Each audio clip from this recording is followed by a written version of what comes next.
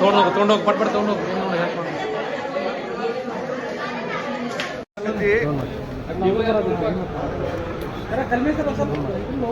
ಬೆಳಗಿನ ಜಾವ ಸುಮಾರು 1 ಗಂಟೆವರೆಗೆ ಅಂದರೆ ಮಧ್ಯರಾತ್ರಿ ವಿದ್ಯಾನಗರದಲ್ಲಿ ಅಚ್ಚವನಪಲ್ಲಿ ಉಳುಕಲ್ನಲ್ಲಿ ಅಯ್ಯಪ್ಪ ಸ್ವಾಮಿಯ ವ್ರತಧಾರಣೆಯನ್ನು ಮಾಡಿದಂಥ ಮಾಲಾಧಾರಿಗಳ 9 ಮಾಲಾಧಾರಿಗಳಾಗಿದ್ದಂಥ 9 ಜನ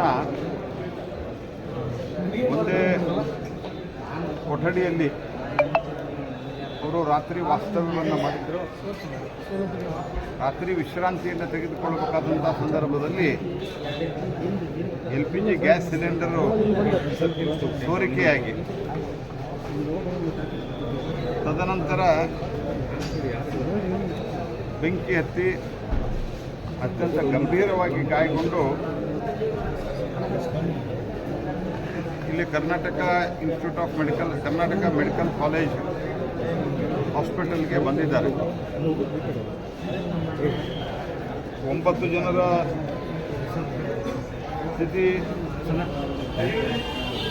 ಭಾಳ ಜಾಸ್ತಿ, ಅವರಿಗೆ ಸೂಕ್ತ ಗಾಯಗಳಾಗಿದ್ದಾವೆ. ದೊಡ್ಡ ಪ್ರಮಾಣದಲ್ಲಿ 91% ಒಬ್ಬರಿಗಾಗಿದೆ, 74% ಆಗಿದೆ, 99% ಆಗಿದೆ, 86% ಆಗಿದೆ, ಇನ್ನೊಬ್ಬರಿಗೆ 70% ಆಗಿದೆ, ಮತ್ತೊಬ್ಬರಿಗೆ 86, ಮತ್ತೊಬ್ಬರಿಗೆ ಮತ್ತೆ 74 ಮತ್ತು ಇನ್ನೊಬ್ಬರಿಗೆ 89, ಒಬ್ಬ ಹುಡುಗನಿಗೆ 25% ಆಗಿದೆ. ಹಾಗಾಗಿ ಭಾಳ ಒಂದು ಗಂಭೀರವಾದಂಥ ಸ್ಥಿತಿ ಇದೆ.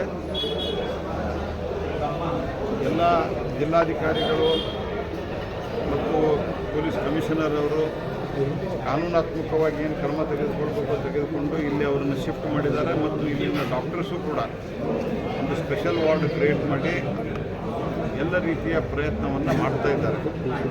ಅಯ್ಯಪ್ಪ ಸ್ವಾಮಿಯಲ್ಲೇ ನಾವು ಪ್ರಾರ್ಥನೆ ಮಾಡ್ತೇವೆ, ಅವರಿಗೆ ಒಳ್ಳೆಯ ಆರೋಗ್ಯವನ್ನು ಕೊಟ್ಟು ರಿಕವರಿಯಾಗಿ ಅವರು ವಾಪಸ್ ಸಾಮಾನ್ಯ ಜೀವನ ನಡೆಸುವಂಥ ಆಗಲಿ, ಆ ರೀತಿಯ ಪ್ರಾರ್ಥನೆಯನ್ನು ನಾವು ಮಾಡ್ತೀವಿ. ಡಾಕ್ಟರ್ಸ್ ಟೀಮು ಭಾಳ ಚೆನ್ನಾಗಿ ಕೆಲಸ ಮಾಡ್ತಾಯಿದೆ ಮತ್ತು ಆಲ್ರೆಡಿ ಟ್ರೀಟ್ಮೆಂಟ್ ಜವಾಬ್ದಾರಿ ಅಂತೂ ಕಿಮ್ಸ್ ತೆಗೆದುಕೊಂಡಿದೆ. ಒಂದು ಸರ್ತೆ ಅವ್ರ ಸ್ಥಿತಿಗತಿಗಳನ್ನು ನೋಡಿ ಅವರಿಗೆ ಯಾವ ರೀತಿಯಾದಂಥ ಪರಿಹಾರವನ್ನು ರಾಜ್ಯ ಸರ್ಕಾರದಿಂದ ಕೊಡಿಸ್ಬೋದು ಅನ್ನೋದನ್ನು ಅಧಿಕಾರಿಗಳು ರೆಕಮೆಂಡ್ ಮಾಡ್ತಾರೆ. ನಾವು ಪ್ರಯತ್ನವನ್ನು ಮಾಡ್ತೀವಿ. ನಿನ್ನೆ ರಾತ್ರಿ ಬಂದಾಗ ಸರಿಯಾದ ಟ್ರೀಟ್ಮೆಂಟ್ ಕೊಟ್ಟಿಲ್ಲ ವೈದ್ಯರು ಸರಿಯಾಗಿ ಸ್ಪಂದನೆ ಮಾಡಿಲ್ಲ ಅಂತ ಆರೋಪ ಮಾಡಿದ್ದಾರೆ ಸರ್. ಅವ್ರು ಗುದಾಮು ಹೊಡೆದು ಅವರೇ ಕೀ ಹೊಡೆದು ಔಷಧ ತಂದಾರೆ ಸರ್. ಬರ್ನಲ್ ಸಹಿತ ಇಲ್ಲಿ ವ್ಯವಸ್ಥೆ ಇರಲಿಲ್ಲ, ನಾವೇ ಹೋಗಿ ಬೇರೆ ಕಡೆ ರಾತ್ರಿ ಮಧ್ಯರಾತ್ರಿ 1:30 ಸರ್ ಎಲ್ಲೇ ತೊಗೊಂಡ್ಬರ್ಬೇಕು ಸರ್. ರಾತ್ರಿ ನನಗೆ ಇಲ್ಲಿ ಬಂದಾಗ ಡೈರೆಕ್ಟ್ರು ಹೇಳಿದ್ದು ನಾವು ಎಲ್ಲ ಟ್ರೀಟ್ಮೆಂಟನ್ನು ಕೊಡ್ತಾ ಇದ್ವಿ, ಸ್ಪೆಷಲ್ ವಾರ್ಡು ಕ್ರಿಯೇಟ್ ಮಾಡಿದ್ದೀವಿ ಅಂತ ನೀವು ನನ್ನ ಗಮನಕ್ಕೆ ತೊಗೊಂಬಂದಿದ್ದರೆ ನಾನು ಅದನ್ನು ತಕ್ಷಣ ವಿಚಾರಿಸ್ತೀನಿ. ಅಗತ್ಯ ಬಿದ್ದರೆ ಇದಕ್ಕೆ ಸಂಬಂಧಿಸಿದಂಥ ಉನ್ನತ ಮಟ್ಟದ ಅಧಿಕಾರಿಗಳ ಜೊತೆಗೂ ಮಾತನಾಡ್ತೀನಿ. ದುರ್ದೈವದಿಂದ ಇತ್ತೀಚೆಗೆ ಆ ರೀತಿಯ ಕಂಪ್ಲೇಂಟ್ಗಳು ಭಾಳ ಬರ್ತಾ ಇದ್ದಾವೆ. ಔಷಧಿಗಳನ್ನು ಬರೆದು ಕೊಡ್ತಾ ಇದ್ದಾರೆ ಅಂತ ನಾನು ಮೊನ್ನೆನೂ ಡೈರೆಕ್ಟ್ರಿಗೆ ಫೋನ್ ಮಾಡಿ ಹೇಳಿದ್ದೀನಿ. ಡೈರೆಕ್ಟರ್ ಪಕ್ಕದಲ್ಲೇ ಇದ್ದಾರೆ. ಉಳಿದ ಯಾವುದೇ ವಿಷಯವನ್ನು ನಾನಿಲ್ಲಿ ಮಾತಾಡಲಿಕ್ಕೆ ಹೋಗೋದಿಲ್ಲ, ಯಾಕಂದರೆ ಇದು ಈ ಸಂದರ್ಭ ಯಾವುದೇ ಬೇರೆ ಕಾಮೆಂಟ್ಗಳನ್ನು, ಪೊಲಿಟಿಕಲ್ ಕಾಮೆಂಟ್ಗಳನ್ನು ಮಾಡುವಂಥದ್ದಲ್ಲ. ಹಾಗಾಗಿ ನಾನು ಯಾವ ವಿಷಯ ಬಗ್ಗೆ ಮಾತಾಡೋದಿಲ್ಲ. ಆದರೆ ಭಾಳ ಗಂಭೀರವಾಗಿ ಇದನ್ನು ಡೈರೆಕ್ಟರು ಮತ್ತು ಇತರ ಅಧಿಕಾರಿಗಳು ಪರಿಗಣಿಸಬೇಕು. ನಮ್ಮ ಕಚೇರಿಗೂ ಚೀಟಿ ಬರೆದು ಕೊಡ್ತಾ ಇದ್ದಾರೆ ಅನ್ನೋಂಥ ದೂರುಗಳು ಭಾಳ ಬರ್ತಾ ಇದೆ. ನಾನು ಡೈರೆಕ್ಟರ್ ಗಮನಕ್ಕೆ ತಂದಿದ್ದೇನೆ. ಬೆಳಿಗ್ಗೆ ಡೈರೆಕ್ಟರ್ ನನಗೆ ಫೋನ್ ಮಾಡಿ ಫಸ್ಟ್ ಇನ್ಫಾರ್ಮೇಷನ್ ಅವರೇ ಕೊಡ್ತಾರೆ. ಹೀಗೆ ಬಂದಿರೋ ಪೇಷಂಟ್ ಆ ಒಂದು ವಾರ್ಡ್ ಕ್ರಿಯೇಟ್ ಮಾಡಿ ಎಲ್ಲ ರೀತಿಯ ಟ್ರೀಟ್ಮೆಂಟನ್ನು ಕೊಡ್ತಾ ಇದ್ದೀವಿ ಅಂತ.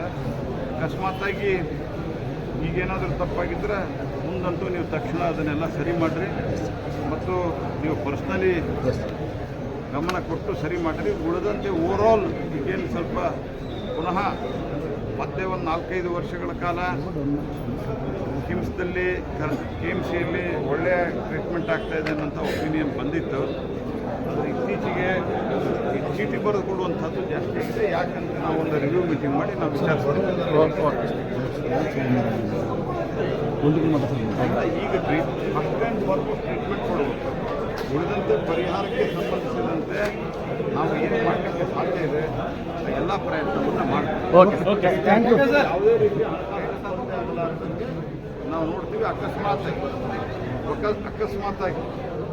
ಇಲ್ಲೇನೋ ಇಲ್ಲ ನಾನು